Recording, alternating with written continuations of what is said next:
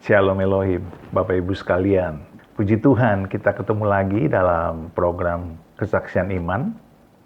Saya berdoa Bapak Ibu sekalian tetap sehat, tetap kuat di dalam Tuhan, dan selalu percaya bahwa Tuhan beserta kita, Tuhan melindungi kita, dan Tuhan selalu menjawab doa-doa kita. Terima kasih untuk dukungannya selama ini. Tuhan memberkati Bapak Ibu, teman-teman sekalian. Bapak Ibu, teman-teman sekalian, hari ini kita akan bertemu dengan seorang bapak yang bernama Atmojo.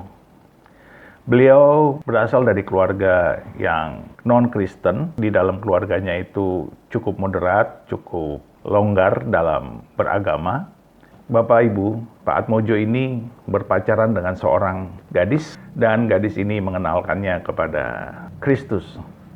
Walaupun sesungguhnya beliau tidak ingin menjadi Kristen atau ingin menjadi pengikut Kristus. Ada satu hal yang membuat Pak Atmojo ini mengalami pergumulan hebat, imannya mulai goyah dan sedikit mengalami kegelisahan ketika beliau mendengarkan kitab Yohanes pada pasal 14 ayat 6 yang berbunyi, "Akulah jalan dan kebenaran dan hidup, dan tak seorang pun yang sampai kepada Bapa kalau tidak melalui aku." Sabda itu membuat beliau mengalami kegoncangan, mengalami kegalauan, dan sedikit mengalami kemarahan. Karena dia tidak ingin untuk menjadi orang Kristen, karena dia hanya mau menghormati kekristenan, hanya mau menghormati agama Kristen, tetapi dia tidak mau menjadi Kristen. Ayat itu membuat Pak Atmojo mulai berpikir tentang keselamatan yang sejati itu sesungguhnya datang dari mana. Mari Bapak Ibu sekalian, kita saksikan kesaksiannya. Selamat malam Bapak Ibu Saudara sekalian yang menyaksikan channel YouTube ini. Kami semua bersyukur kita semua bisa berkumpul bersama-sama melalui jalur internet seperti ini ya. Sungguh luar biasa. Saya bersyukur juga diberi kesempatan untuk boleh bersaksi, menyaksikan bagaimana saya bisa bertemu dengan Tuhan dan kemudian dibimbing dan akhirnya percaya kepada Tuhan Yesus sebagai Tuhan dan Juru Selamat pribadi saya. Sebelumnya saya ingin mengatakan ini bahwa apapun yang saya sampaikan pada malam hari ini bukanlah suatu bentuk propaganda, bukan suatu usaha untuk membanding-bandingkan ya mana yang baik, mana yang lebih baik, ataupun mana apalagi yang menjelek-jelekkan. Itu tidak sama sekali. Karena apa yang saya mau sampaikan pada malam hari ini melalui kesaksian hidup saya adalah, sekali lagi seperti yang saya katakan, ini adalah kesaksian apa yang saya alami secara pribadi, apa yang saya lalui, dan ini semoga bisa sedikit memberikan bantuan bagi teman-teman, mungkin orang-orang yang juga sedang mencari ataupun sedang mempertanyakan ada kesamaan mungkin dengan apa yang Anda alami atau sudah alami. Jadi ini adalah sekali lagi kesaksian saya yang saya lalui sendiri, yang saya alami tanpa ada yang coaching saya, mengajarkan saya harus ngomong ini, harus ngomong itu, tidak ada alur hafalan yang saya harus sampaikan, tidak seperti itu. Jadi demikianlah yang saya mau sampaikan terlebih dahulu. Saya juga mau mengatakan bahwa saya ini orang biasa-biasa aja, ya nggak saya bukanlah orang besar, orang yang berpengaruh, seperti itu ya, hanya orang biasa-biasa saja. Sama seperti kebanyakan dari Bapak Ibu Saudara sekalian yang mendengarkan atau menyaksikan acara ini. Namun saya percaya bahwa setiap orang itu pasti punya cerita dalam hidupnya. Dan sebagai orang percaya, saya malah melihat dari kehidupan setiap orang, bagaimana Tuhan bekerja di dalam kehidupan orang-orang tersebut. Jadi karena itu saya percaya setiap orang punya kesaksian dan setiap kesaksian layak untuk didengarkan. Karena pada akhirnya kita bisa mengambil kesimpulan mestinya bagaimana Tuhan bekerja dan dimuliakan melalui dalam dan hidup orang tersebut. Ya, jadi inilah alasan kenapa saya bersedia untuk membagikan sedikit kisah kesaksian hidup saya. Saya dilahirkan di bulan Oktober di tahun 1959. Jadi tahun ini atau 2020 ini saya berusia genap 61 tahun. Dilahirkan di dalam keluarga Muslim. Bapak ibu saya, kakek nenek saya, paman, seluruh keluarga besar, dan besar sekali keluarga saya, semuanya exclusively Muslim. Tidak ada yang beragama lain kecuali beragama Islam. Namun saya juga harus akui bahwa saya tidak dibesarkan di dalam keluarga yang mungkin dalam standar seperti sekarang ini bisa dikatakan sebagai keluarga yang taat di dalam keislaman atau syariat atau apa istilahnya ya, karena memang keluarga kami keluarga Islam yang moderat, keluarga yang tetap menjunjung tinggi keislaman, namun juga menghormati orang-orang yang beragama lain dan menerima tanpa membeda-bedakan berdasarkan keimanan atau keagamaannya. Demikianlah kami diajarkan dalam rumah atau di keluarga kami oleh kedua orang tua saya, untuk kami bertujuh anak-anak ini saling menghormati orang lain seperti kita juga ingin dihormati oleh mereka yang berbeda, khususnya berbeda agama. Jadi agama tidak pernah menjadi isu di dalam keluarga kami, sehingga dalam pergaulan kami bebas bergaul dengan siapa saja. Kami tahu tentu batasan-batasannya, dan itu juga kadang-kala juga disinggung di dalam perbincangan di dalam keluarga. Namun kami tidak pernah dilarang untuk bergaul dengan satu keluarga yang beragama lain atau karena dari kesukuan yang berbeda atau seperti itu. Jadi ya kami merasa kamilah orang Indonesia mungkin ya, yang sama seperti kebanyakan orang Indonesia lainnya dikala kami bertumbuh. Saya belajar agama mungkin lebih banyak di sekolah dan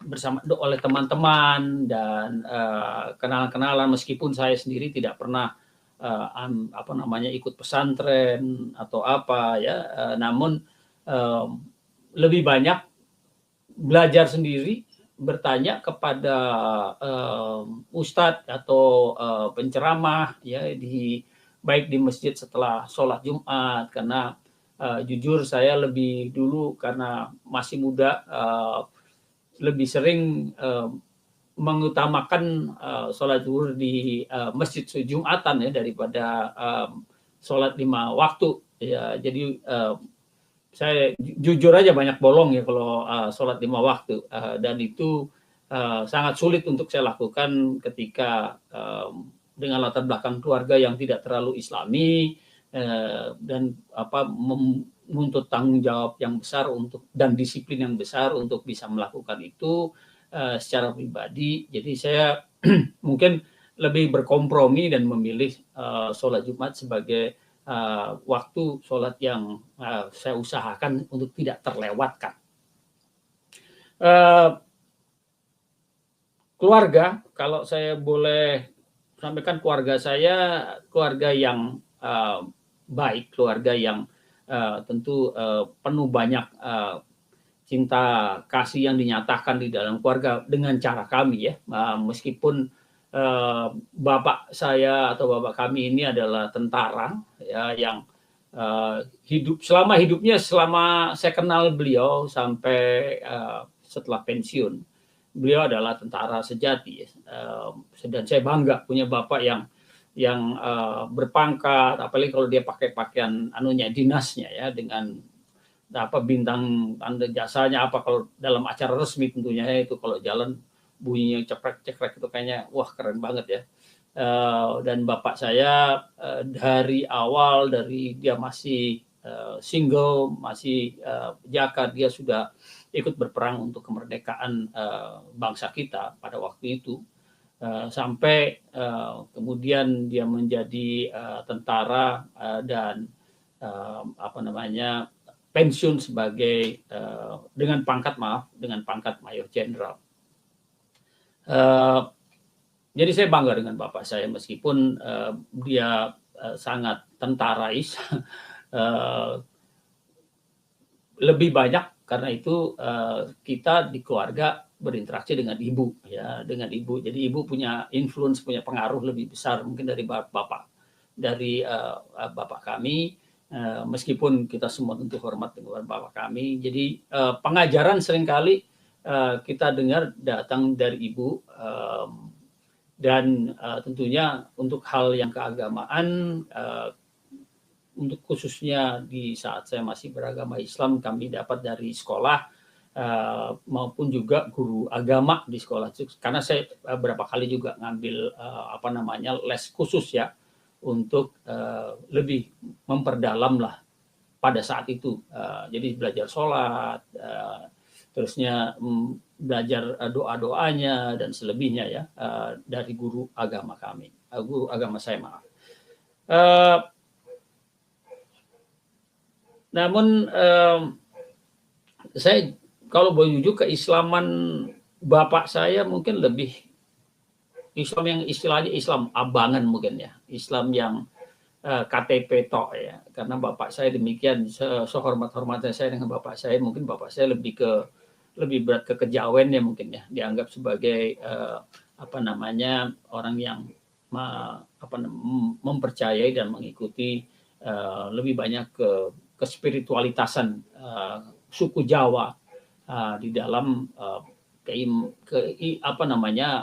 bukan keimanan. Kalau keimanannya saya percaya dia juga percaya kepada Allah ya, hanya dia mempelajarinya atau dia mendalaminya melalui kejawen. Jadi dia tidak sholat 5 waktu tentunya, banyak keris di rumah ya, banyak membicarakan hal-hal yang sedikit mistis ya, meskipun bapak saya bukan dukun, hanya memang demikianlah saya dibesarkan dengan bapak yang sangat menghormati leluhur, menghormati dan menghargai budaya.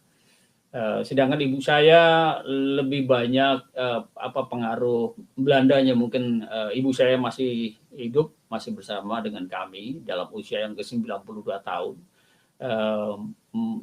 Dibesarkan dengan pendidikan Belanda, berbahasa Belanda tentunya dengan orang tuanya, sehingga mungkin gaya keislaman juga lebih gaya yang istilahnya ya, yang terpengaruhi dengan banyak hal-hal yang datang atau ada di dalam budaya Belanda atau Indo-Belanda yang ada di Indonesia kala itu.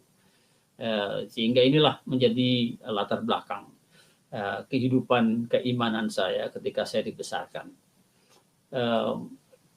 SMP atau SMA bertumbuh menjadi anak yang kalau mungkin dibilang bandel, tapi dibilang bandel juga dibandingin yang lain juga nggak terlalu bandel-bandel amat sih. Tapi banyaklah kenakalan, baik kenakalan SMP atau SMA, kenakalan remaja yang saya lakukan. Minum atau mencoba yang ganja ya pada waktu itulah ya. Itu hal-hal yang berapa yang dilakukan saya rasa hanya sebagai bentuk eksplorasi. Namun tetap saya kalau ditanya orang agamanya apa, saya bilang agamanya Islam. Apakah kamu Muslim? Saya Muslim ya, dan ada batasan-batasan yang tetap saya hormati dan saya tidak mau melampauinya atau mendobraknya. Di kala SMP atau SMA saya juga mengalami ada beberapa pengalaman di mana teman-teman kenakalan saya itu mengalami kecelakaan dan menyebabkan mereka meninggal. Ya. Ini teman-teman yang bandelnya bareng-bareng, yang kehidupannya juga bukanlah kehidupan yang apa namanya sesuai dengan tuntutan agama yang pada waktu itu juga mereka adalah seiman dengan saya, ya sama-sama Muslim. Tapi mereka kayaknya itu juga masih mendingan saya kali ya. Ada banyak hari Jumat yang sholat zuhur yang saya pergi untuk sholat mereka nggak ikut ya, atau mereka melakukan hal-hal yang tidak apa namanya tidak sesuai dengan keagamaan mereka sekala itu, dan mereka mengalami kecelakaan dan mereka meninggal. Nah itu kemudian membuat saya berpikir di kala saya SMA ya, SMA kelas 2 di tahun berapa itu 77 ya. 1977 saya bertanya kepada diri saya, kalau saya meninggal di dalam kecelakaan, apa namanya, kalau saya mengalami kecelakaan dan saya meninggal, waduh, saya yakin dan pasti saya masuk neraka nih. Nggak mungkin saya bisa masuk surga karena saya belum cukup beribadah. Saya rasa juga amal saya juga masih sangat kurang. Ketika nanti kalau saya mengalami kematian, kemudian saya ditanya oleh kedua malaikat di tiang lahat itu, ditanya oleh malaikat Mungkar dan Nakir nanti, siapa Tuhanmu? Saya akan mengatakan ya saya Tuhan saya Allah Subhanahu wa taala pada waktu itu ya. Kemudian saya ditanya bagaimana sholatmu? Waduh, saya bilang saya nggak sholat 5 waktu nih, saya bilang ya. Itu yang kemudian membuat saya takut juga ya. Karena saya yakin kematian bisa terjadi kapan saja.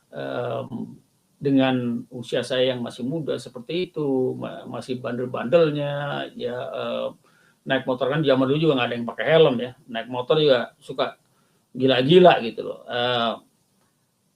Kemudian saya pun jadi merenungkan itu, kalau saya mati, saya akan kemana? Karena saya belum mati, saya mau pastikan dulu dong. Saya mau pasti bahwa saya paling tidak ada kepastian lah yang nanti akan dibuktikan tentunya, dan ini membutuhkan iman. Saya membutuhkan kepastian bahwa kalau saya mati, saya pasti akan selamat di surga, dijauhkan dari neraka jahanam. Jadi ini yang terus bergumul. Ketika saya lulus SMA tahun 79, saya kemudian kuliah di ekonomi Pancasila setahun, tapi karena keluarga besar saya kebanyakan kuliah di UI, jadi saya bilang saya juga harus jadi UI dong. Saya harus juga berjaket kuning, karena itu saya ikut Skalu, saringan untuk pendaftaran ke UI, menjadi mahasiswa di sana dan diterima menjadi mahasiswa antropologi UI di tahun 1980. Nah, di tahun 80 saya kuliah di UI itu di semester yang ketiga, jadi udah tahun kedua saya di antropologi UI. Di tahun 80-an itu kan lagi rame-ramenya Citizen Band Radio. Citizen Band Radio main CB lah ya. Dan saya beli satu perangkat CB dan kemudian saya saya install di rumah saya, di kamar, pasang antenanya dan lain-lainnya, dan saya coba gimana diterimanya bagus apa tidak, kita cek ininya lah apa frekuensinya, dan rupanya baik dan diterima dan didengar oleh orang-orang di sekitar saya yang bisa menangkap, karena rupanya besar juga dayanya yang keluar dari CB saya karena antenanya cukup besar. Dan salah satu saya ingat yang suaranya juga besar dan terdengar jernih adalah suara seorang wanita yang saya bilang suara halus ya, istilahnya ya, suara halus. Jadi saya bilang, wah ini siapa ya? Menarik juga, saya tanya ini gimana suara saya terdengarnya oke apa enggak. Lama-lama kita sering berhubungan lewat udara hampir tiap malam tuh, malah hampir tiap malam sampai jam 2 pagi ngobrol-ngobrol aja di udara ya. Kan nggak bayar pulsa ini ya. Jadi sering seperti itu. Ngobrol tanpa terasa kita sudah ngobrol-ngobrol itu sekitar 3 bulanan lah ya. Sampai saya udah merasa atau kita udah merasa nyaman kayak pacaran di udara gitu, kita udah ngobrolnya udah enak ya. Tapi kalau di CB kan kita nggak nyadar, yang dengerin juga banyak ya, cuma diam aja semuanya dengerin kita ngobrol. Sampai satu hari saya diundang untuk ulang tahun teman saya. Kebetulan sekarang teman saya itu adalah komisioner di Komnas HAM ya, Ibu Sandra Moniaga. Dia mengundang saya untuk ulang tahunnya dan saya pergi ke sana. Kan rumahnya tidak jauh, sekitar sekitar 4 sampai 5 kiloan lah dari tempat tinggal saya di Pondok Labu saat itu. Dan saya datang ke rumah pestanya dan ketemu ngobrol-ngobrol. Kebetulan teman saya Sandra bersama dengan seorang gadis di sebelahnya, temannya rupanya ya, dan ada teman saya lainnya yang juga main CB, dan dia ketawa-ketawa tuh, dia bilang, wah mungkin nih gimana sih kamu tuh udah ngobrol-ngobrol sama siapa namanya temanmu ini, ya, panggilan call sign itu Ken, udah ngobrol sama Ken berbulan-bulan, udah kayak pacaran di udara tapi nggak tahu orang yang mana ya katanya. Loh, saya bilang jujur aja, saya juga belum ketemu, saya juga nggak tahu yang mana orangnya. Dia ketawa, itu teman saya si Chandra itu. Dia bilang lu membego. Ini orangnya katanya, ini loh yang namanya Ken. Akhirnya ketemu orangnya. Wah, rupanya nggak suaranya cakep, orangnya juga lebih cakep daripada suaranya. Gitu. Wah, ini menarik. Akhirnya singkat cerita kita pacaran, ya kita pacaran dan rupanya call sign Ken ini tinggalnya di sebelah rumahnya Sandra, ya di daerah situlah ya.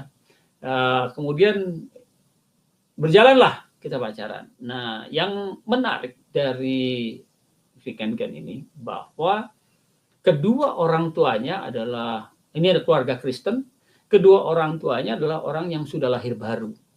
Hidupnya sudah istilahnya udah nggak main-main lah dengan dunia, udah nggak hanya bermain-main sebagai orang Kristen, tapi memang menghidupi nilai-nilai Kristiani sesuai dengan apa yang diajarkan di dalam Alkitab, di dalam ketaatan kepada Kristus. Nah, ini yang luar biasa buat saya pada waktu itu, karena teman saya banyak yang Kristen juga, ya banyak yang bandelnya sama-sama saya juga, yang mabok-mabok, lebih parah lagi malah mereka ya daripada saya menurut standar saya pada waktu itu.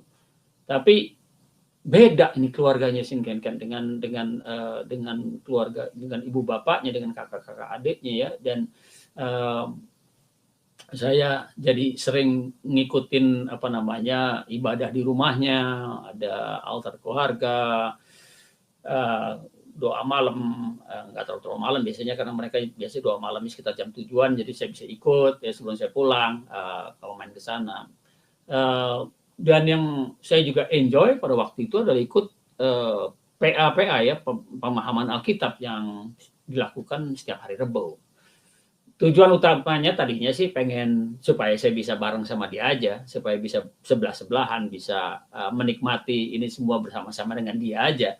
Kalau dia seneng, kalau dia ini membagi, ya saya juga ikut seneng lah kalau saya diizinkan untuk bisa duduk di samping dia selama kegiatan-kegiatan itu. Nah, bersamaan dengan itu, sekali lagi, saya dari SMA itu kan sudah bertanya-tanya ya, kalau saya mati, saya kemana nih? Saya surga apa neraka? Jadi saya mempertanyakan betul mengenai hal itu. Di dalam keimanan yang lama, saya tidak bisa yakin, tidak bisa percaya bahwa kalau saya mati, saya akan masuk ke surga.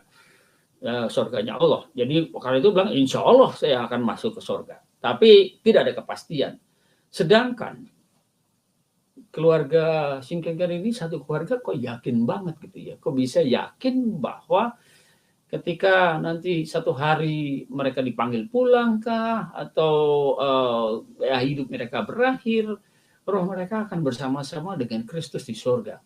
Jadi pernah saya tanyain, lu yakin banget kalau mati akan masuk surga? Akan bersama dengan Tuhan? Iya.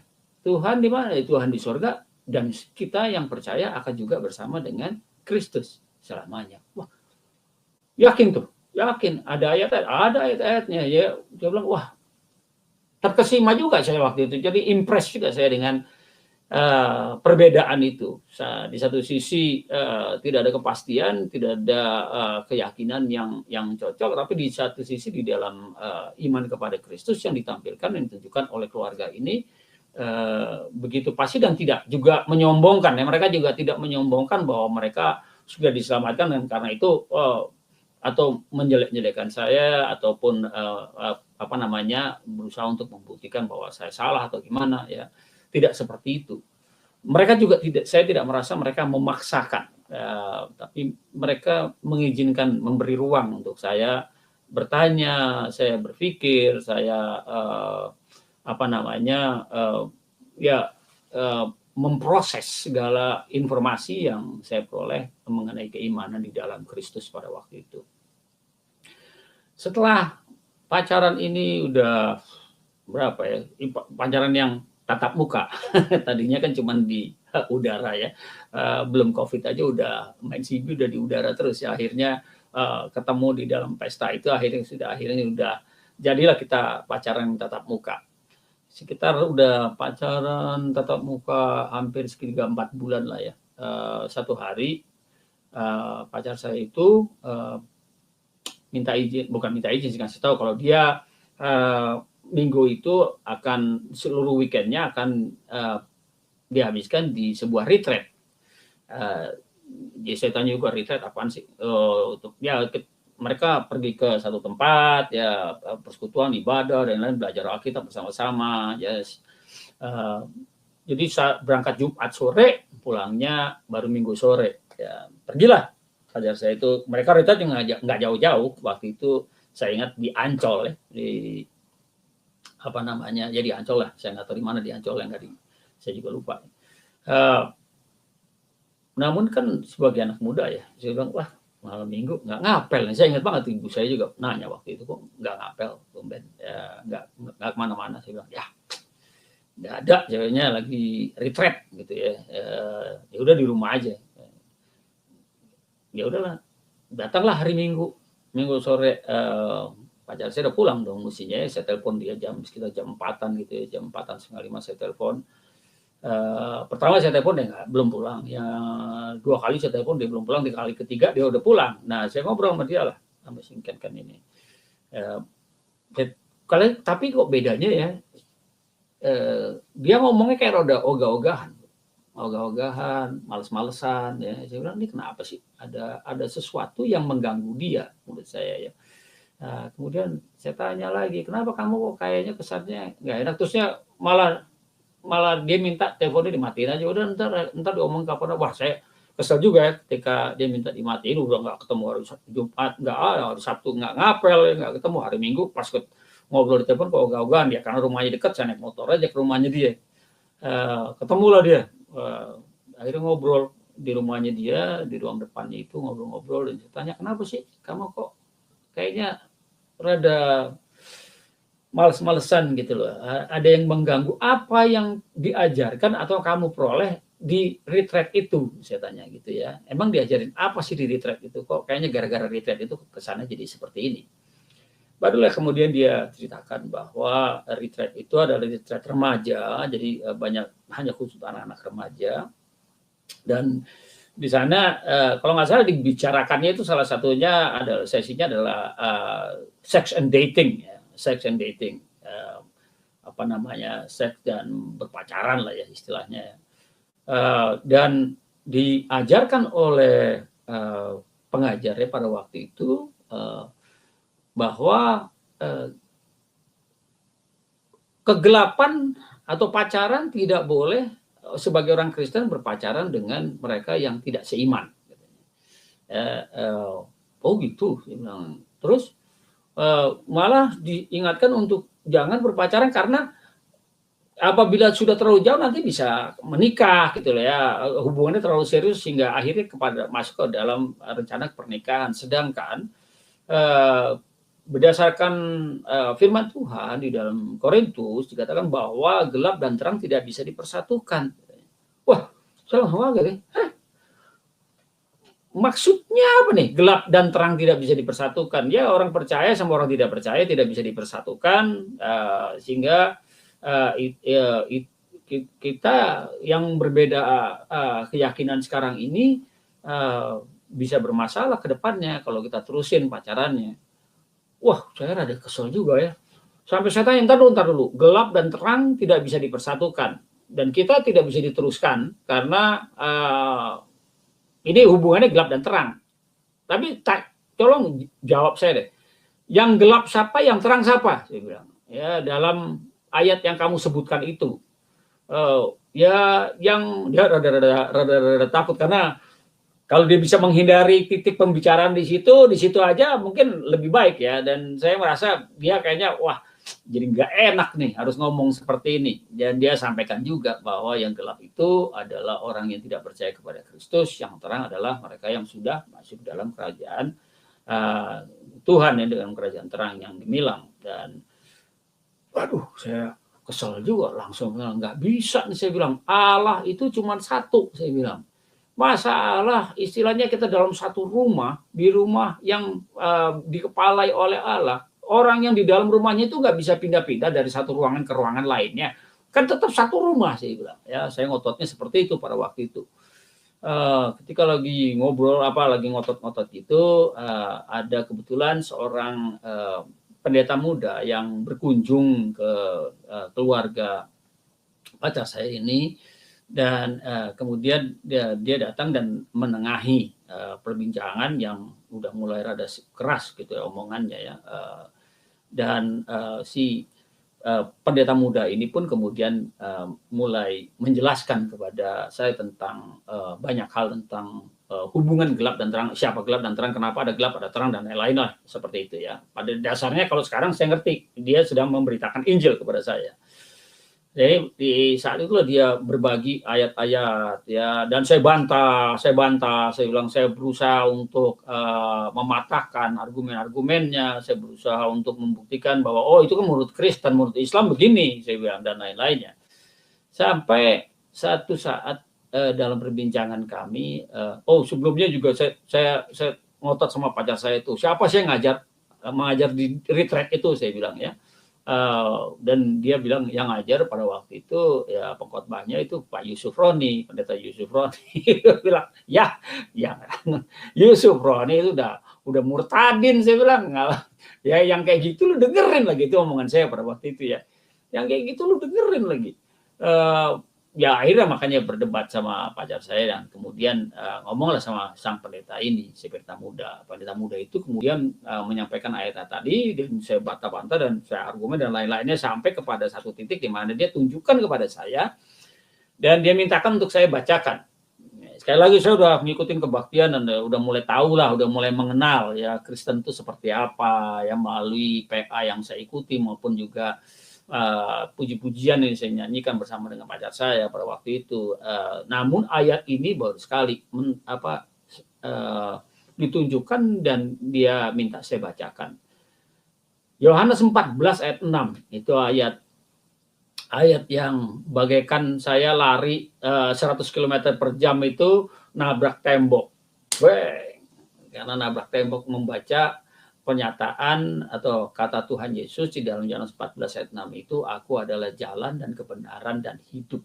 Tidak ada satu orang pun yang datang kepada Bapa tanpa melalui aku.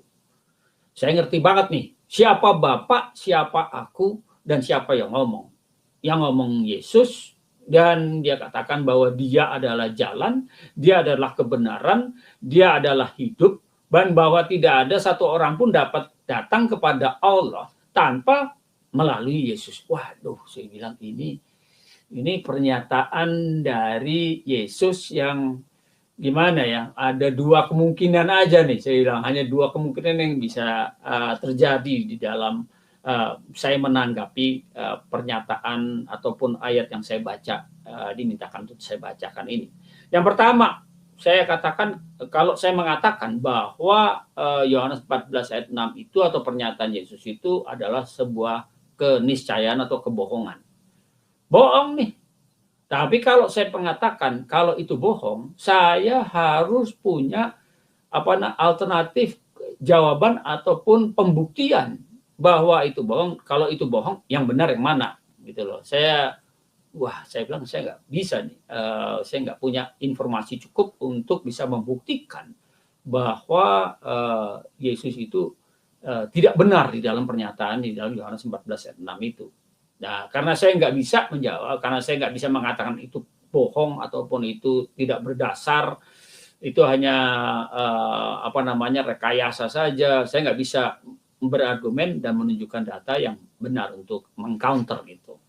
Itu yang pertama. Yang kedua, kalau saya katakan bahwa benar pernyataannya, kalau saya katakan benar pernyataannya, itu menyebabkan juga chain reaction, ya, reaksi berikutnya, yang mana pasti si pendeta akan bertanya, kalau itu benar, kenapa kamu tidak percaya? Kenapa kamu tidak mau datang kepada Tuhan Yesus? Gitu ya. Kenapa tidak mau datang kepada Tuhan Yesus? Waduh, saya nggak bisa dua-duanya, saya jawab nih. Saya bilang, saya nggak bisa ngomong dua-duanya. Kemudian saya bilang, oke lah, gini aja Pak Pendeta, boleh nggak saya pinjam Alkitabnya? Saya bilang, boleh nggak saya pinjam Alkitabnya?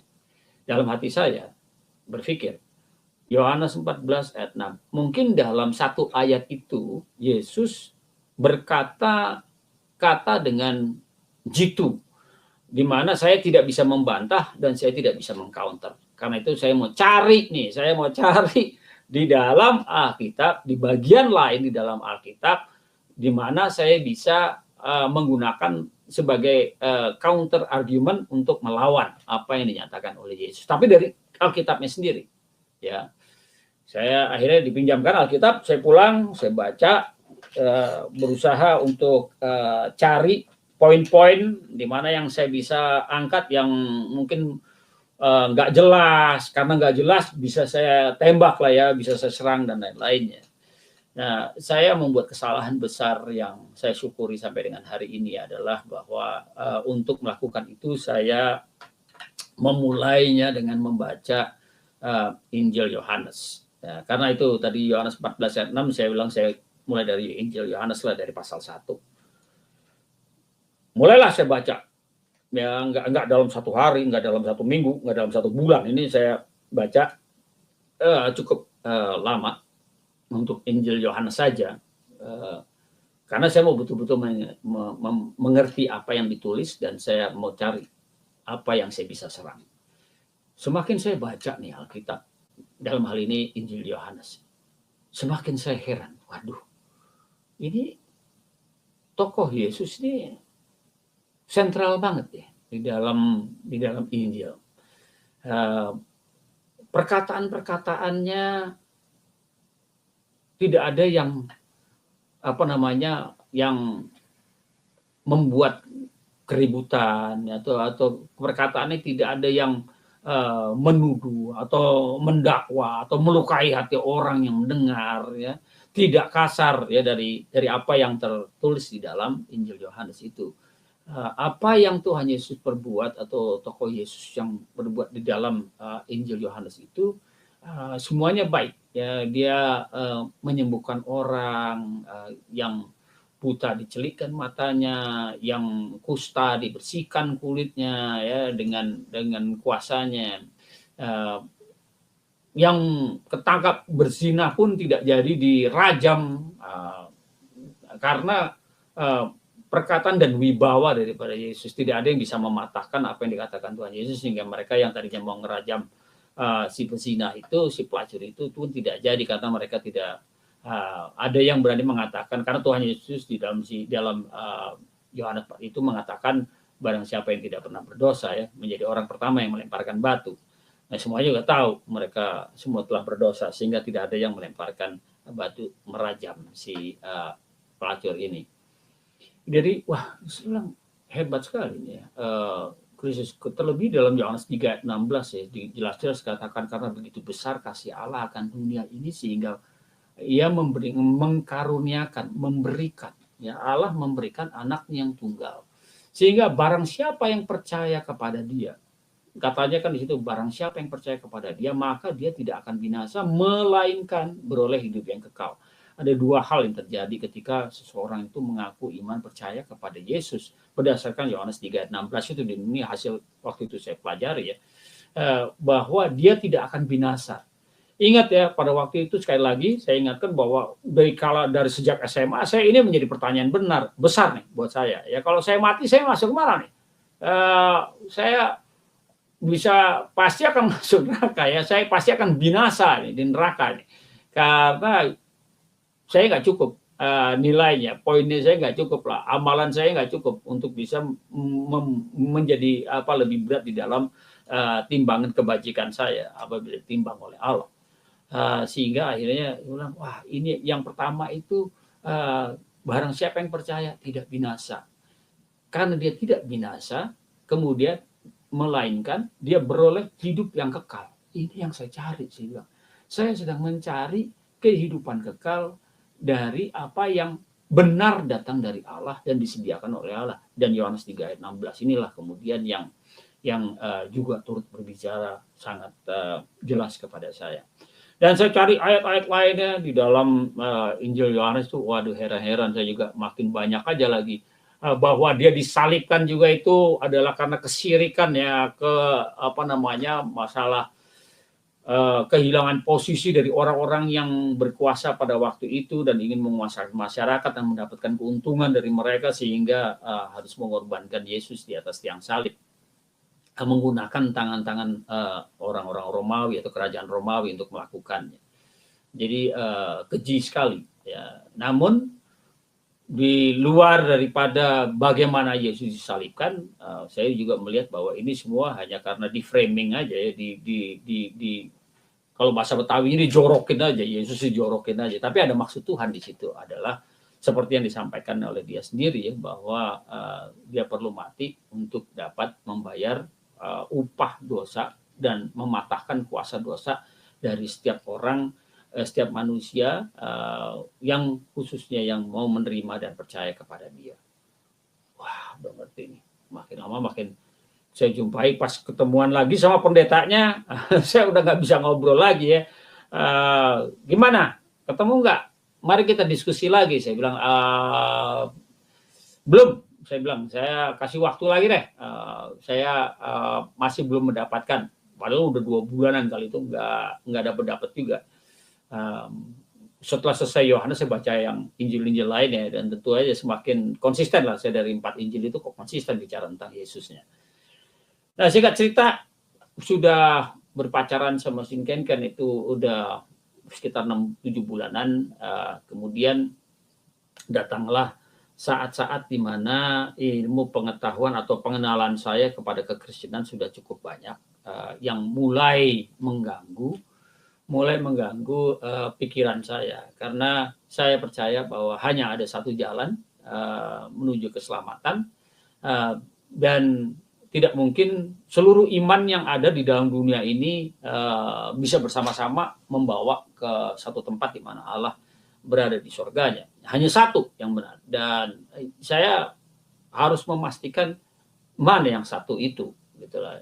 Dan saya udah mulai banyak pengetahuan dan mulai banyak bertanya pada waktu itu dan mulai mengganggu, karena ini seakan-akan saya sudah sampai di dalam suatu persimpangan antara iman saya dengan pengetahuan tentang iman kekristenan yang pada waktu itu saya lihat sebagai alternatif untuk membawa seseorang ke surga. Selain daripada Islam yang saya imani pada waktu itu, saya merasa saya tiba di sebuah persimpangan. Nah, ini pengalaman yang sekali lagi saya alami, bahwa selama 5 malam saya terbangun jam 3 pagi. Tepat jam 3 pagi itu saya terbangun. Malam pertama, malam kedua, malam ketiga, saya selalu tidur dengan jam, dan saya selalu lihat jam kalau terbangun supaya saya tahu berapa jam lagi saya masih bisa tidur sebelum harus bangun untuk kuliah ya. Jam 3 pagi hari pertama. Hari kedua jam 3 pagi. Hari ketiga jam 3 pagi. Loh kok jam 3 terus, seperti 3 malam berturut-turut. Malam keempat ketika saya terbangun, saya sebelum melihat jam, saya di dalam kepala saya bilang, ini pasti jam 3. Dan saya lihat jam, tepat jam 3. Aneh. Karena itu saya kemudian berdiri, bukan berdiri, atau duduk di atas tempat tidur saya. Dan saya berdoa. Saya berdoa sebisa saya berdoa. Saya bertanya sama Tuhan, Tuhan, saya percaya Engkau ada. Apakah ini Engkau ingin menyampaikan sesuatu kepada saya? Kenapa saya dibangunkan jam 3 pagi? Saya bingung. Saya sampai di persimpangan. Saya memohon kepadamu, ya Allah. Tunjukkan jalan yang benar. Belok kanan atau belok kiri? Ya, perlu berikan saya hikmat, berikan saya arahan. Saya katakan kemudian, kalau saya meminta kepada iblis, kepada setan, saya percaya iblis atau setan akan membantu saya, akan memberikan pertolongannya secepat itu. Tapi saya percaya bahwa Engkau adalah Allah yang benar, Engkau yang memberikan, pasti Engkau akan memberikan arahanmu, Engkau pasti akan menjawab doaku. Lebih cepat, lebih pasti daripada iblis.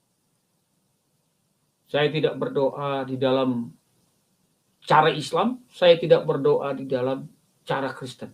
Saya hanya berdoa sebagai ciptaanmu, memohon pertolongan dari Engkau, Sang Pencipta. Amin. Tidur. Ya, tidur lagi saya. Besoknya hari kelima, malam kelima, bangun lagi. Saya bilang, jangan-jangan jam 3 lagi. Jam 3 lagi. Saya duduk lagi di atas tempat tidur saya dan saya berdoa. Tuhan, doa saya nggak beda dari yang kemarin. Tetap doa yang kemarin saya akan doakan sekarang. Dan ini yang saya doakan juga di malam kelima itu. Menunjukkan bahwa saya serius nih. Saya betul-betul meminta bimbingan pertolongan. Tidur, habis itu tidak lagi pernah saya terbangun di jam 3 pagi. Kira-kira sebulanan setelah itulah, mungkin nggak nyampe sebulan nih, sekitar 3 mingguan, saya dengar ada acara di YPPI di Batu Malang, kebaktian tahunan istilahnya, yang mana keluarga pacar saya bersama dengan dia akan melakukan perjalanan darat dengan 3 kendaraan karena ada saudara-saudara yang mau ikut dari Jakarta menuju ke Batu Malang. Dan wah, saya bilang enak juga nih kayaknya ikut dengan mereka ya, bisa dapat perjalanan gratis. Saya setirin yang mobilnya dah, kecuali dapat gratis saya bisa jalan-jalan ke Malang, ke Batu Malang, tapi juga bisa berjalan bersama-sama dengan pacar saya. Tapi yang paling utama, saya ingin lebih tahu mengenai kekristenan. Saya minta izin kepada orang tua saya, tentu tidak diizinkan, karena saya bilang saya mau mencari kebenaran. Karena itu saya minta izin untuk bisa pergi ke Batu Malang bersama dengan keluarga pacar saya. Wah, nggak diizinin. Kamu kan Muslim, ngapain kamu harus pergi ke acara-acara orang Kristen? Jauh pula di Batu Malang. Wah, saya bilang saya minta baik-baik, nggak dikasih. Akhirnya malam hari itu jam 2 pagi saya lompat dari jendela kamar saya, ngelompat pagar, jalan kaki malam-malam tuh jam 2 pagi ke rumahnya pacar saya. 5 kilometer jalan gelap-gelap tuh, sampailah di sana tepat waktu lah sebelum kemudian mulai beranjak jalan kendaraan ke Malang, Batu Malang. Tapi sebelum saya meninggalkan rumah itu, saya membuat nota ya, minta maaf kepada ibu saya karena saya telah kabur dari rumah.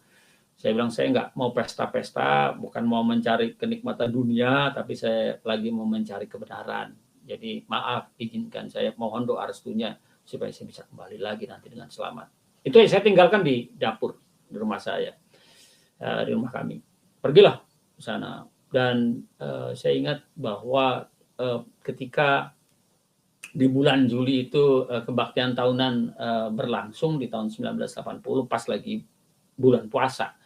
Jadi saya masih berpuasa selama kegiatan, saya mengikuti kegiatan 5 hari ya, di kebaktian tahunan nasional itu. Di hari keempat udah ngikutin berbagai ibadah, PA dan lain-lainnya. Akhirnya saya mengambil keputusan untuk pelayanan pribadi. Ya, pengetahuan tentang kekristenan udah banyak, udah tahu banyak tentang ayat-ayat yang berbicara tentang kemurahan Allah di dalam Kristus, ya, bahwa kasih karunia tidak pernah ada henti-hentinya. Wah, banyak deh yang saya sudah pelajari di dalam kekristenan dan sangat-sangat bisa dibuktikan dari Alkitab. Jadi udah kan saya bilang oke lah, saya bilang once and for all lah, mendingan saya counseling, saya ngobrol sama orang dan saya akan membuktikan atau mengambil keputusan untuk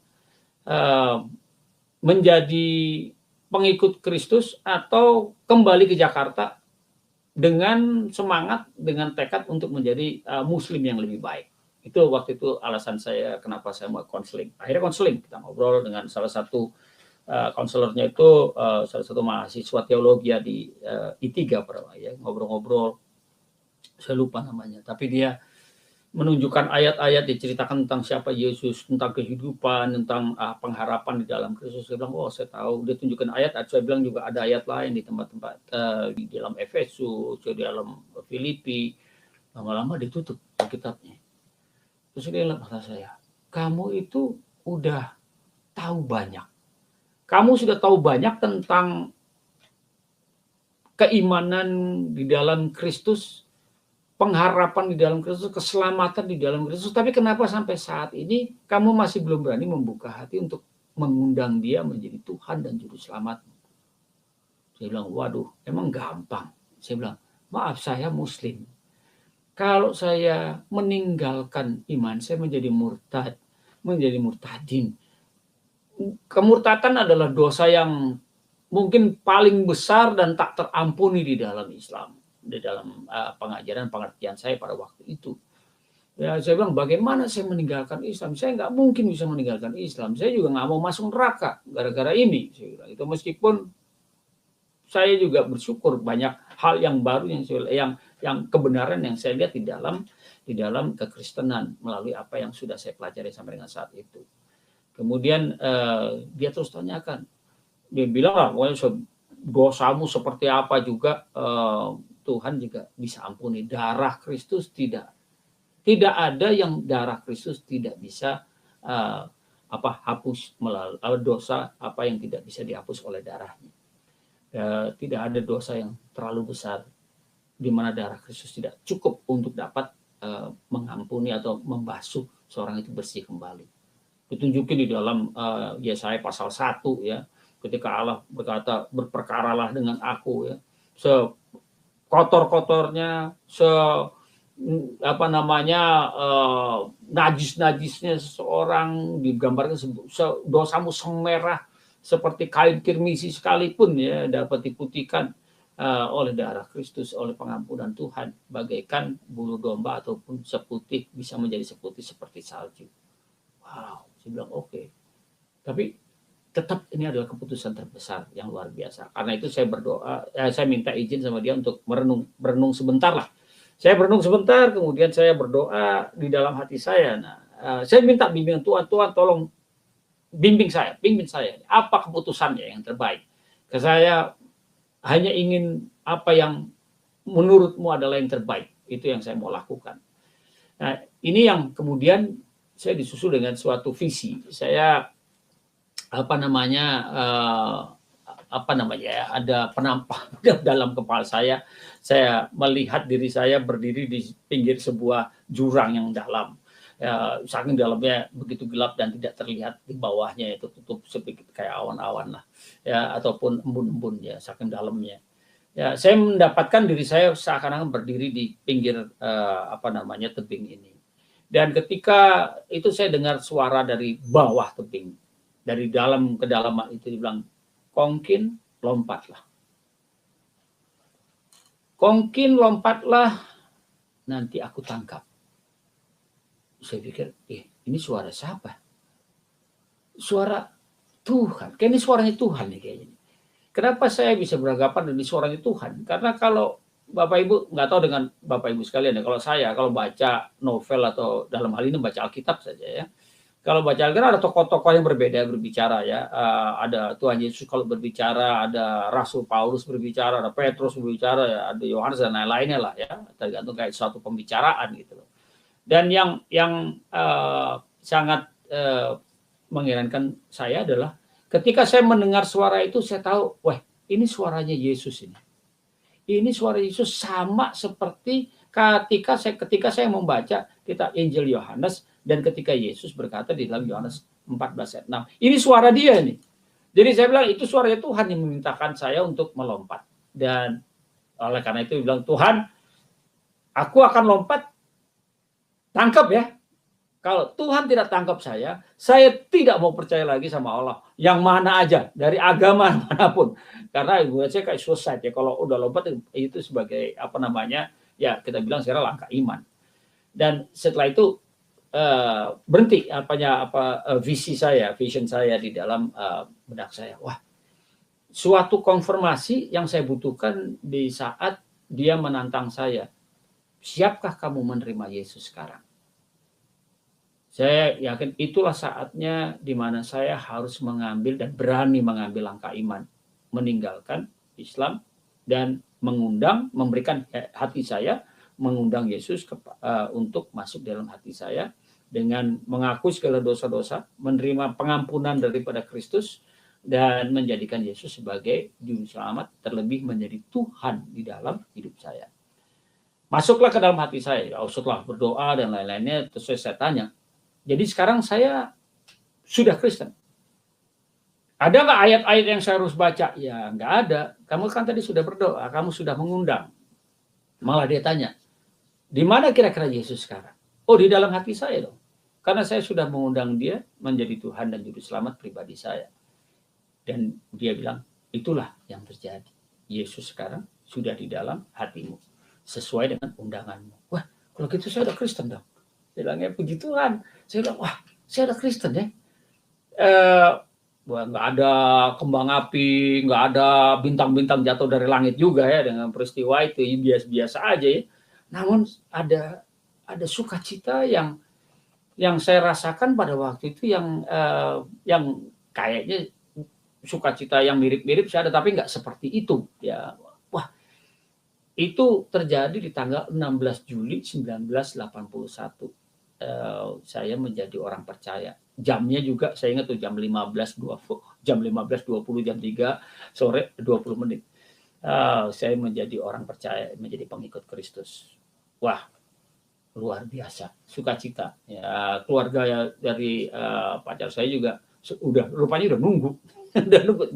Mereka tahu saya mau konseling, mereka sudah menunggu dan mereka udah lihat dari jauh bagaimana saya jalan senyum-senyum ya, senyum-senyum gitu. Wah, ini sudah dibilang, sudahkah? Itu saya ingat ibunya bertanya, sudahkah kamu menerima Yesus? Saya bilang sudah. Wah, puji Tuhan ya, kita merayakan bersama-sama. Nah, pulanglah kembali ke Jakarta.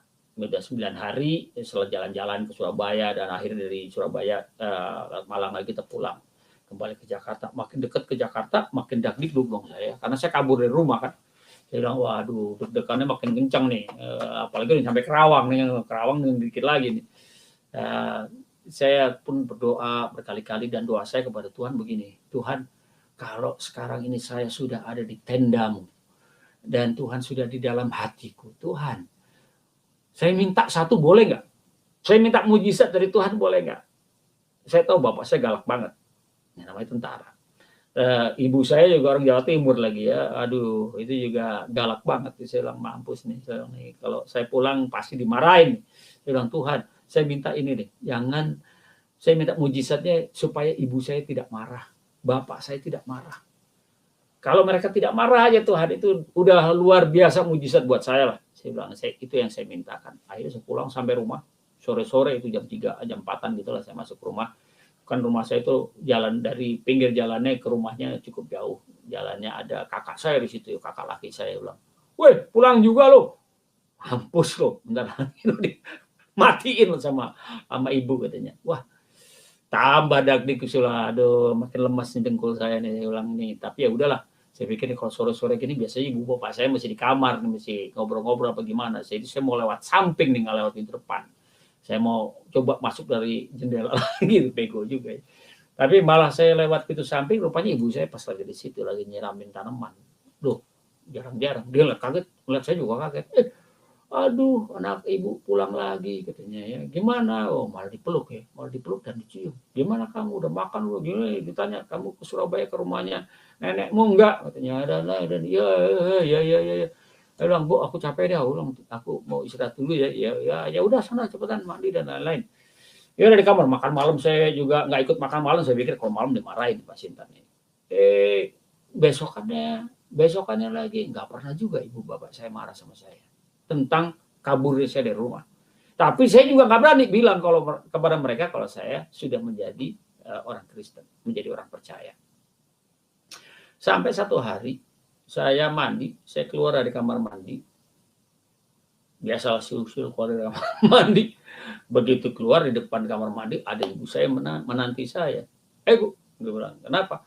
Langsung ditepak kepala saya, dijitak malah kepala saya. Cetok, kayak dipukul gitu.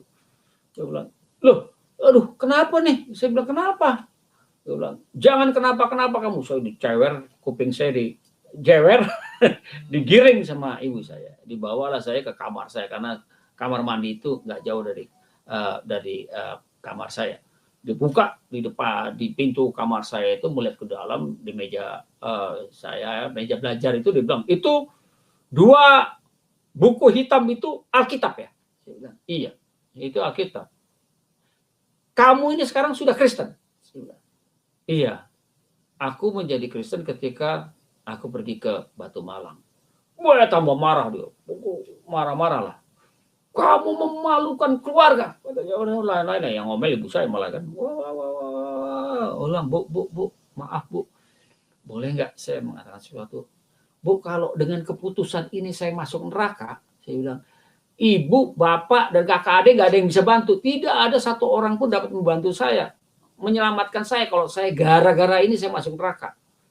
Tapi sebaliknya, kalau gara-gara ini saya masuk surga, ibu, bapak, dan kakak adik semua keluarga besar masuk neraka karena tidak beriman kepada Yesus Kristus. Saya nggak bisa bikin apa-apa juga. Itu sudah terlambat. Karena semuanya harus ditetapkan di kehidupan sekarang ini sebelum kita mati. Wah, tambah dipukul lagi saya bilang. Gak usah khotbah di tempat ini, di rumah ini kamu dilarang. Ya, waduh. Saya bilang, ya udah, gimana jadi maunya ibu? Gue bilang, kalau memang saya begitu mempermalukan ibu bapak, terlebih kepada keluarga besar, dan saya harus keluar dari rumah ini, saya mau keluar lah.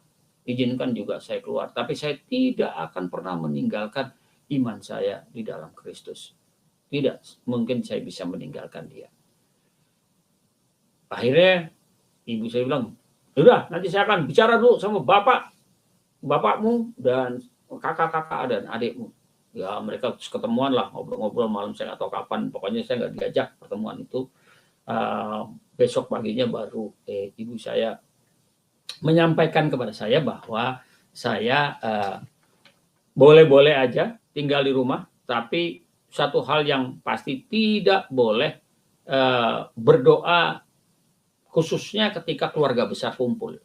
Ya, itu buat dia, wah ini akan mempermalukan keluarga besar, ya, atau keluarga Atmojo lah, ya, keluarga bapak saya. Saya bilang, Bu, kalau saya pun berdoa, saya berdoa kepada Tuhan. Masa saya takut sama ibu? Lebih takut daripada Tuhan. Saya bilang, saya berdoa karena mengucap syukur. Saya nggak mendoakan yang lain-lain. Kalau mau makan, saya bilang, ya udah, pokoknya nggak boleh ngomongin agama di rumah ini. Ya wes. Oke, tapi saya bersyukur saya masih boleh tinggal di rumah. Jadi kalau mau makan malam juga, kalau kita makan malam kan bersama-sama tuh 9 orang jadinya, ibu bapak dengan kita 7 anak-anak. Kita dan gimana ya, saya tetap harus berdoa, mengucap syukur. Dan kalau lagi berdoa, kelihatan saya lagi berdoa gitu, tutup mata, tundukkan kepala, wah mereka suka iseng tuh, apa pakai sendok, piring dan gelas tuh di kentong-kentong, dipukul-pukul, dibunyiin, rame lah pokoknya. Ya saya tahu itu ditujukan untuk sedikit mengganggu saya.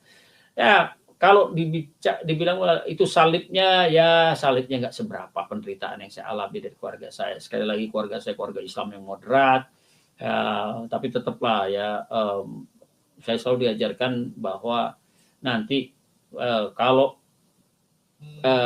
penghakiman, nanti yang diminta pertanggungjawabannya untuk keimanan anak-anaknya adalah ibu saya. Jadi ibu saya merasa kayak gimana gitu ya, kayak kamu tuh menjerumuskan aku di hadapan Allah katanya dengan perilaku begini, meninggalkan iman dan menjadi orang Kristen. Aku ngomong apa nanti? Ya gue bilang nggak usah ngomong apa-apa, bilang aja anaknya percaya sama Yesus. Ya, akhirnya ya begitu, keluarga saya menerima saya, dan kakak-kakak saya juga nggak terlalu apa gimana dengan saya, cuman mereka ngelihatnya ya karena saya biasa bandel ya, biasa apa namanya kayak kelakuan yang nggak normal, nggak terpikirkan seakan-akan begitu ya, mereka pikir ini salah satu daripada kenakalan saya aja. Nah, kemudian saya selalu kan ingin Pak, kita kalau baru bertobat selalu ingin memberitakan Injil. Karena itulah saya juga mau dong memberitakan Injil kepada kakak saya, kepada ibu saya, kalau bisa, kepada apalagi bapak saya dan adik-adik saya. Cuma kan mereka nggak mau dengerin ya, semuanya kalau udah ngomong agama keluar dari kamar lah atau apalah ya, atau bilang nggak usah ngomong lu, atau dan lain-lain ya. Tapi kan keinginan itu tetap selalu ada dan besar di dalam hati saya. Jadi karena itu saya beli traktat aja. Saya beli traktat yang dengan traktat kan judulnya macam-macam ya, dan selalu menarik ya, sudahkah engkau diselamatkan, atau ada gambar neraka gitu ya, itu yang serem-serem tuh ya. Nah ini traktat-traktat ini saya sengaja sebarin aja, saya taruh di kamar mandi lah, saya taruh di itu apa namanya ya, kalau lagi nongkrong kan jadi bisa ada bacaan kan, di atas majalah saya taruh lah, di ruang makan, di laci tempat sendok dan garpu, ya, macam-macam tempat itu. Jadi mereka suka kembali kepada saya, nih saya nemu nih di kamar mandi, ini buku kamu kan pasti kan? Oh iya, ini saya cari-cari, padahal sengaja ditaruh di situ. Ya itu salah satu cara saya untuk memberitakan Injil ya. Sudah dari tahun berapa, 81 sampai dengan hari ini, mereka belum ada dari keluarga saya yang menerima Kristus. Orang pasti berpikir, terus pacarannya gimana dong sama si Ken Ken? Ini dia nih. Saya bertobat di bulan Juli, bulan Agustus Ken Ken pergi ke Amerika sekolah, Desember Natalan dia dipulangkan oleh orang tuanya untuk Natalan di rumah. Dia 2 minggu di Jakarta, besoknya mau pulang, di tanggal 30 Desember, dia putusin saya. Pas lagi itu saya datang ke rumahnya, nggak bawa motor, nggak bawa mobil, ntar turunin apa gimana lah saya sama kakak saya. Makanya saya bilang saya nggak bawa kendaraan. Diputusin, udah malam-malam diputusin, pulang jalan kaki, ya sedih hati berantakan. Kalau pakai hujan lebih nikmat kayaknya ya penderitaannya seakan-akan, dan bisa nangis juga mungkin kalau ada hujan, karena nggak ada hujan saya nggak berani nangis juga, masalah nangis. Terus waktu sedih-sedihnya saya diputusin lagi berjalan pulang itu yang 5 kilo sendirian itu, terus langsung teringat saya bilang kepada saya, melalui pacaran dengan dia, saya akhirnya diperkenalkan kepada Yesus. Dan melalui keluarganya, saya kemudian mendapat kesempatan untuk mengaku iman percaya kepada Yesus. Saat ini, Yesus sudah dalam hati saya. Dan tidak ada yang dapat mengambil Yesus dari hati saya atau dari hidup saya. Ini adalah suatu yang paling berharga, lebih indah daripada pacaran sama pacar saya yang sudah memutuskan saya. Ya puji Tuhan, saya lagi itu saya jalan bilang langsung tiba-tiba kayak orang gila aja, dari sedih-sedih langsung aja puji Tuhan. Saya ingat banget malam-malam saya di jalan itu saya gini angkat tangan, terima kasih Tuhan bahwa saya sudah percaya bahwa nama saya sudah tercantum dalam kitab kehidupan. Ya saya bilang wah puji Tuhan lah. Akhirnya ya gitulah perjalanan iman saya terus berlanjut sampai satu hari. Sebenarnya Lucunya dari waktu saya pacaran, saya belum mengaku iman percaya. Dan di keluarganya pacar saya ini mendapat kunjungan dan mereka menyediakan penginapan sih untuk beberapa orang dari pelayanan kapal Logos ya dari OM, Operation Mobilization. Ada kapal Logos, kapal penginjilan yang bersandar di Surabaya kalau nggak salah. Dan beberapa dari mereka ada yang pergi ke Jakarta dan menginap di rumahnya pacar saya ini. Dan salah satu dari mereka yang menginap itu adalah orang Singapura namanya Lawrence Tong. Nah, Lawrence Tong itu ngobrol-ngobrol sama saya. Waktu itu saya masih belum percaya, belum menjadi Kristen ya. Udah tinggal berapa sebulan sebelumnya lah kira-kira ya. Ngobrol-ngobrol sama saya dan saya sangat impress dengan pelayanan yang mereka lakukan. Pekabaran Injil, naik kapal, keliling dunia, pergi ke pelabuhan-pelabuhan dan melakukan apa yang seperti yang mereka lakukan sekarang ini. Meskipun kapalnya di Surabaya, mereka bisa jalan ke Jakarta. Waduh, bilang enak juga nih ya, jalan-jalan melihat dunia, melayani Tuhan, dan mereka yakin lagi kepastian akan keselamatan di dalam Kristus. Dan sebenarnya nggak kedengeran aja, tapi di dalam hati saya juga bilang enak juga, saya juga mau jadi kayak gini nih, saya bilang ya. Nah, akhirnya saya bertobat, saya menjadi orang Kristen dan sejak dari hari pertama,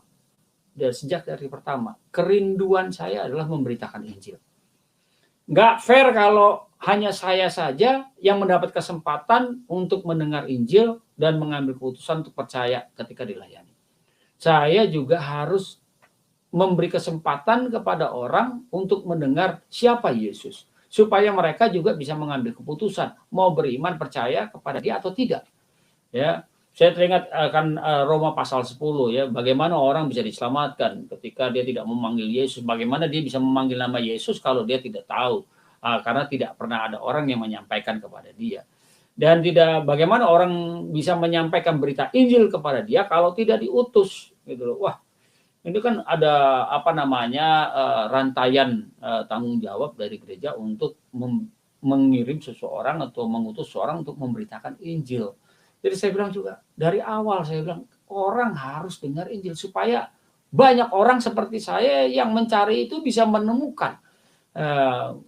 Sebenarnya Tuhan yang menemukan saya sih, bukan saya yang menemukan Tuhan. Ya, kemudian bisa percaya kepada Dia. Itulah menjadi awal dari kerinduan saya untuk menjadi penginjil atau menjadi pemberita Injil. Masuk sekolah perhotelan karena saya bilang saya mau seperti Lawrence Tong itu ya, menjadi pemberita Injil, melihat dunia ya, melayani Tuhan, melihat dunia, mengunjungi ke sana sini dan mempunyai keahlian. Nah, keahliannya apa? Saya bilang saya perlu keahlian di mana setelah saya melakukan itu semua saya masih punya skill atau keahlian untuk sebagai modal dalam kehidupan saya.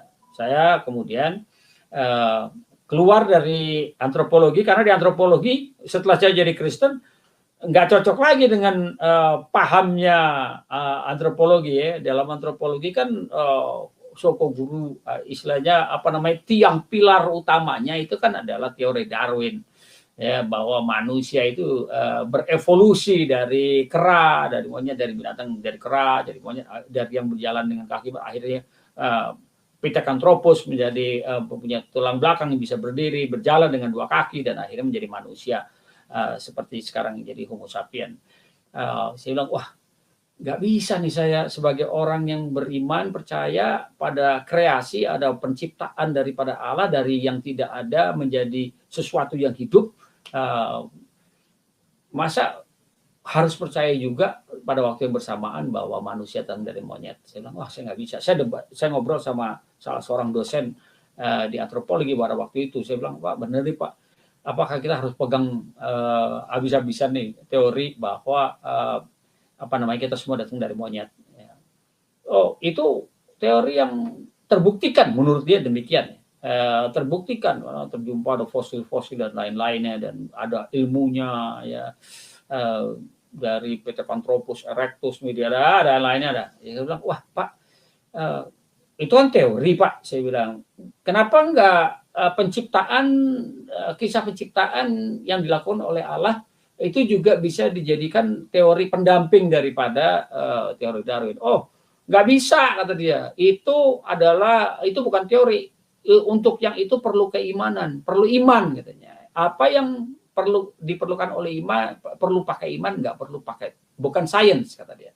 Yang pakai iman itu bukan sains. Saya bilang, wah, masa sih Pak, mengisahkan dulu bisa dianggap sebagai teori. Emang Bapak percaya? Bapak dulu dari monyet, saya bilang gitu.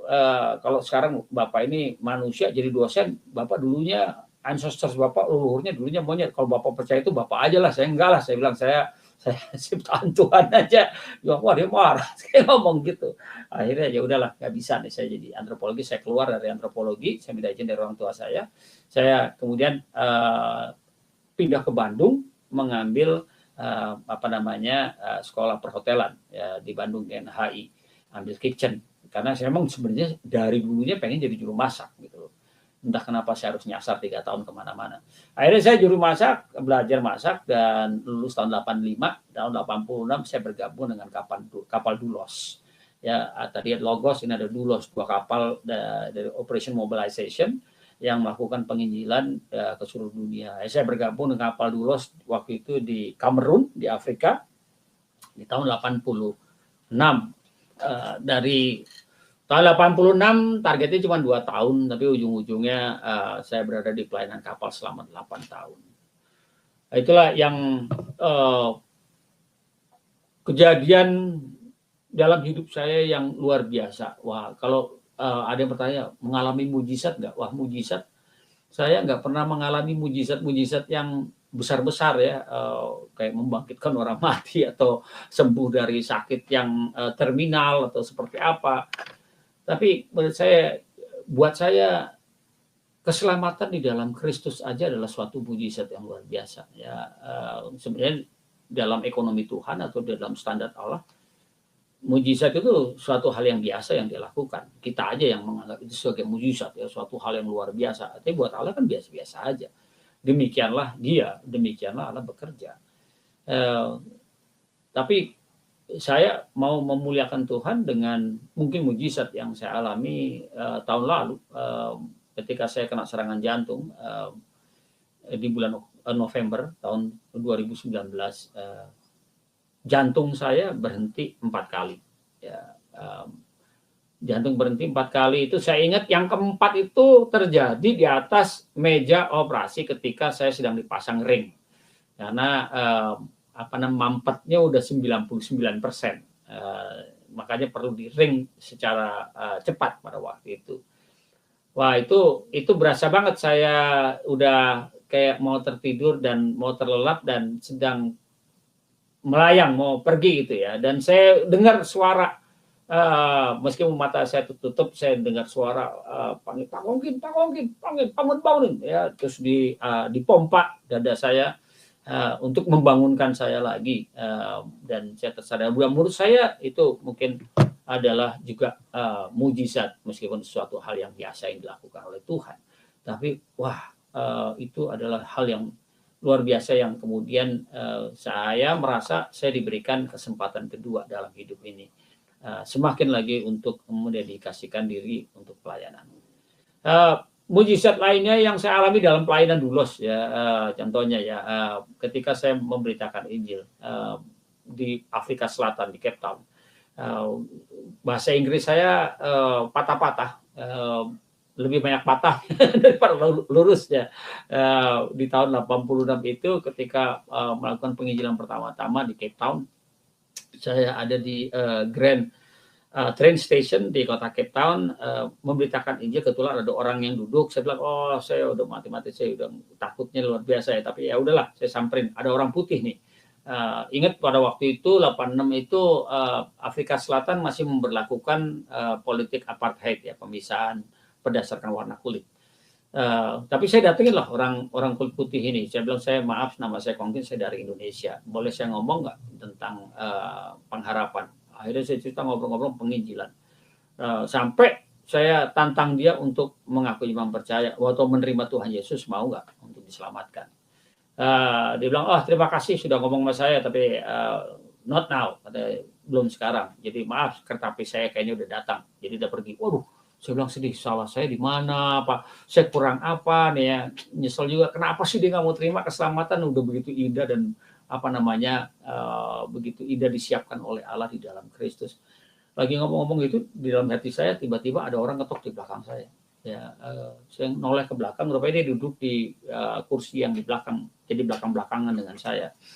Dia seorang hitam, namanya juga saya lupa, dan dia berkata kepada saya, boleh nggak kamu ceritakan lebih jauh kepada saya tentang Yesus yang kamu sampaikan kepada orang itu?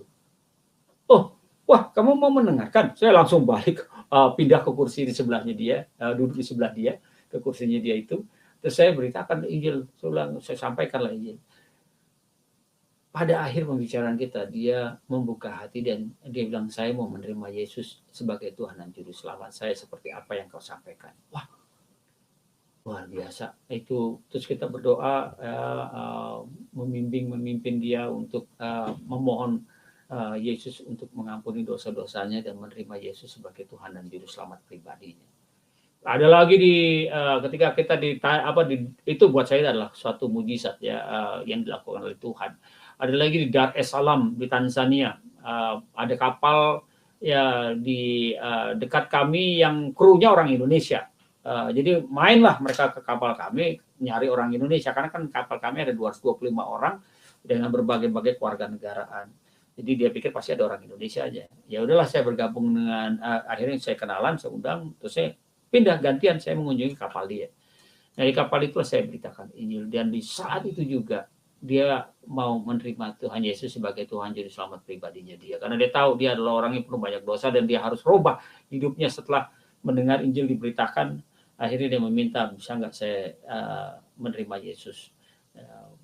Ya udah kita berdoa berlutut di kamarnya dia, di cabinnya dia, di kapal dia dan kita berdoa untuk pertobatan dia dan penerimaan dia kan Yesus sebagai Tuhan dan Juru Selamat pribadinya. Itu pengalaman-pengalaman yang buat saya beberapa mujizat yang terjadi dalam hidup saya, dan Tuhan terus melakukan banyak mujizat, melindungi saya, karena sejak tahun 2001 sampai dengan hari ini saya melayani di sebuah lembaga misi pelayanan yang mendampingi orang-orang Kristen, orang-orang percaya yang mengalami tekanan penganiayaan oleh karena imannya. Jadi contohnya waktu di Ambon dan di Poso kan banyak orang Kristen yang mengalami kekerasan, ya, penindasan, pembunuhan malahan. Jadi saya sering kali ke sana mengunjungi mereka, menguatkan mereka.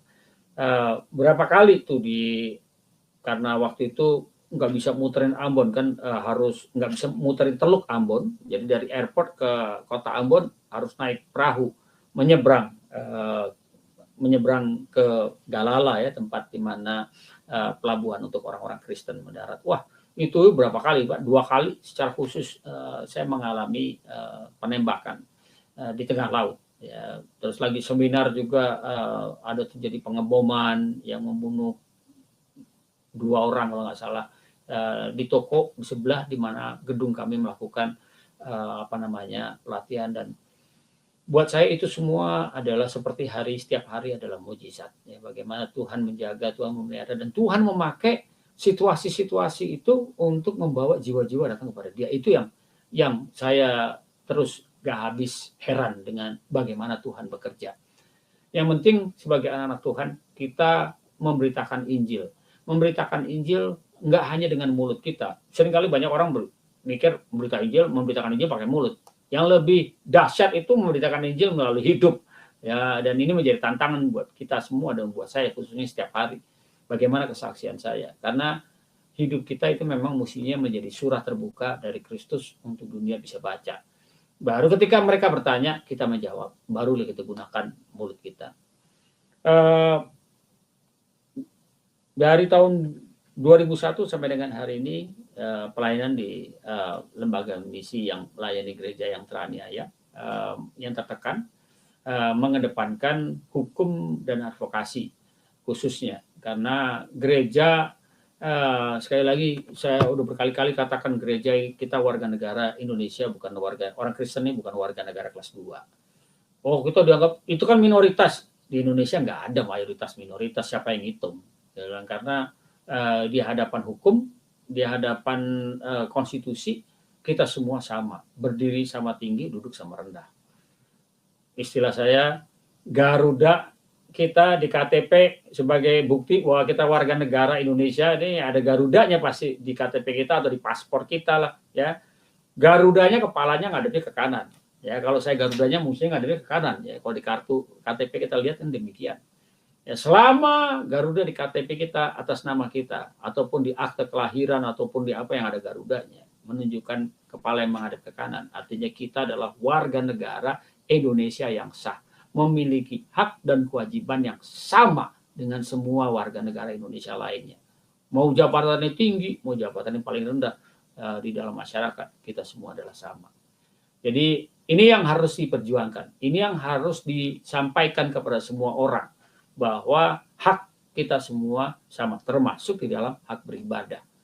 Ya, bilang, oh ini daerahnya daerah Islam, nggak boleh ada gereja. Siapa yang bilang nggak boleh? Ini daerah-daerah Indonesia, ya tidak ada daerah khusus yang menjadi milik dari salah satu agama tertentu. Di Bali ini adalah Bali adalah pulau orang Hindu, ya kan nggak juga. Ada orang Islam juga, ada orang Buddha juga, ada orang Kristen juga, ada orang Katolik juga, ada orang macam-macam, ada yang nggak beragama juga banyak di Bali. Jadi tidak bisa diklaim-klaim seperti itu. Selama kita di dalam ruang lingkup NKRI, di dalam peta Indonesia, ya dari Sabang sampai Merauke, dari Miangas sampai Pulau Rote, ya atau bawahannya lagi, kita semua adalah warga negara Indonesia yang memiliki hak dan kewajiban yang sama, dan kita punya kewajiban untuk saling menjaga, saling menghormati, saling melindungi, saling mendorong dan membangun bangsa ini bersama-sama. Puji Tuhan, kesaksian yang luar biasa dari Pak Atmojo, betapa pergumulannya secara imani akhirnya membuat beliau tetap teguh untuk percaya kepada Kristus. Walaupun beliau diputuskan hubungannya oleh pacarnya, padahal pacarnya itulah yang pertama kali membuat dia mulai mengenal Kristus, membuat dia mulai mengetahui apa itu kekristenan. Tetapi ketika putus hubungannya, dan cukup mengejutkan, beliau tidak goyah, beliau tetap percaya dan tetap setia. Hanya Yesuslah satu-satunya juru selamat dunia yang telah menyelamatkan dia, yang telah menebus dia, dan telah memberikan dia hidup kekal. Nah, Bapak Ibu sekalian, mari kita terus berdoa, mari kita terus mengasihi jiwa-jiwa, dan kita tidak putus-putusnya berseru kepada Tuhan. Mohon pertolongan Tuhan, campur tangan Tuhan untuk menjamah mereka yang belum mengenal Kristus, supaya mereka mulai mengalami Kristus, supaya mereka mengalami jamahan Tuhan, lawatan Tuhan di dalam hidupnya secara pribadi. Mari Bapak Ibu sekalian, kita terus berdoa dan tetaplah setia di dalam Tuhan. Tuhan memberkati kita semua di dalam nama Bapa dan Anak dan Roh Kudus, di dalam nama Tuhan Yesus. Haleluya, haleluya. Amin, amin, amin, amin, amin, amin.